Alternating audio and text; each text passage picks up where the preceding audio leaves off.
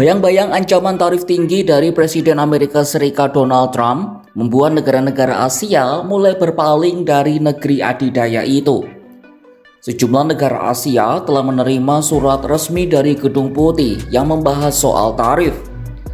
Dalam surat tersebut, Washington menyebut bea masuk akan berlaku jika tidak ada konsesi perdagangan per 1 Agustus 2025.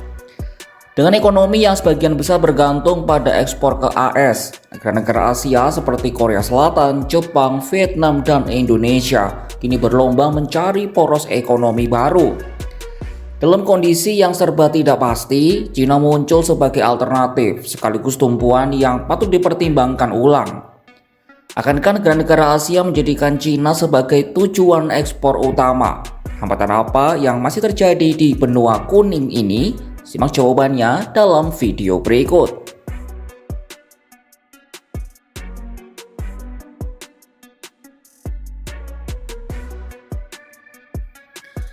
Sebelum masuk ke taktik negara-negara Asia dalam merespon tarif Trump, sahabat Kompas.com perlu pahami dulu soal isi surat cinta yang dikirim oleh Gedung Putih. Surat ini berisi besaran tarif impor kepada negara-negara mitra dagang AS. Pengenaan tarif impor resiprokal ditujukan untuk 14 negara mitra dagang AS melalui surat langsung kepada para pemimpin, termasuk Presiden RI Prabowo Subianto yang dikirim pada Selasa 8 Juli 2025. Negara-negara Asia mendominasi daftar 14 negara yang terkena tarif AS. Indonesia menjadi salah satu negara yang mendapatkan tarif sebesar 32% untuk semua produk ekspor ke AS. Ini adalah angka yang sama seperti tarif impor yang pernah disampaikan Trump sebelumnya pada 2 April 2025. Kebijakan terbaru dari Trump mulai berlaku pada 1 Agustus 2025. Ini berarti AS akan memberikan waktu sekitar 3 minggu pada negara-negara terdampak untuk mengejar negosiasi. Tarif itu dijelaskan sebagai bagian dari strategi AS untuk mengejar perdagangan yang lebih adil dan seimbang, tergantung pada kondisi hubungan kedua negara.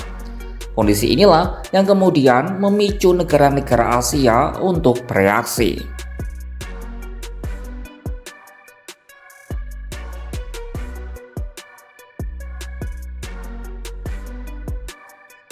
Negara-negara Asia mengambil langkah cepat. Presiden Korea Selatan Lee Jae-myung mengirim delegasi khusus ke Australia dan Jerman untuk membuka jalur dagang baru. India dan Brasil sepakat meningkatkan nilai perdagangan bilateral hingga 70% menjadi 20 miliar dolar Amerika Serikat atau sekitar 325 triliun rupiah. Indonesia telah mencapai kesepakatan perdagangan bebas dengan Uni Eropa yang akan menurunkan tarif menjadi 0 untuk sebagian besar produk. Sementara Vietnam yang sukses melakukan negosiasi tarif dari 46 menjadi 20%, menegaskan komitmen untuk mengurangi ketergantungan pada pasar AS dengan memanfaatkan perjanjian dagang lainnya. Wakil Presiden Asia Society Policy Institute Wendy Cutler menjelaskan, kerjasama yang meningkat ini terjadi imbas sulitnya memenuhi tuntutan Amerika Serikat. Di tengah upaya pencarian kawan baru yang lebih baik dalam ekonomi ini, Cina menjadi substitusi terkuat sebagai pengganti Washington.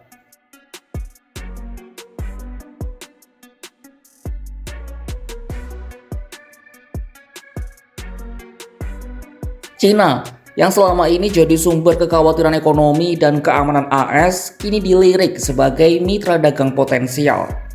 Sebelumnya Beijing pernah membalas tarif Trump dengan memangkas impor kedelai dari AS dan beralih ke Brasil. Kondisi itu membuat petani Amerika surplus produk dan tidak cukup pembeli. Negara itu juga mengalihkan investasi ke Asia Tenggara termasuk Vietnam dan Indonesia dalam rangka mendiversifikasi produksi.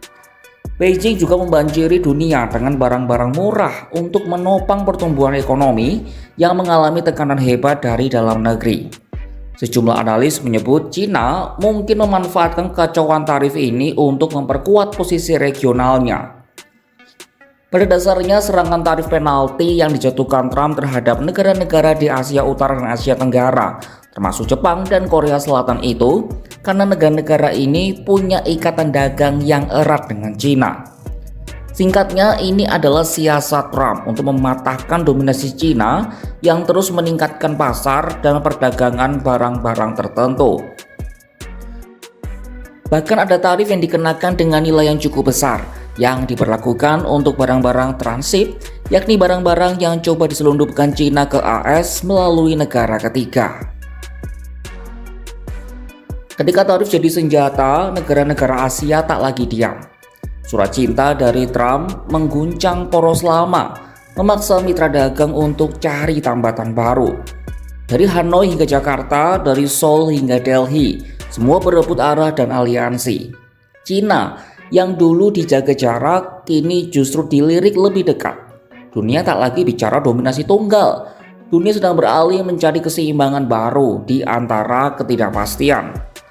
Karena dalam diplomasi dagang, yang bertahan tidak selalu yang kuat, ada juga yang sigap membaca peta. Dan kini peta kekuatan itu sedang berubah. Saksikan kabar lainnya hanya di kanal YouTube Kompas.com.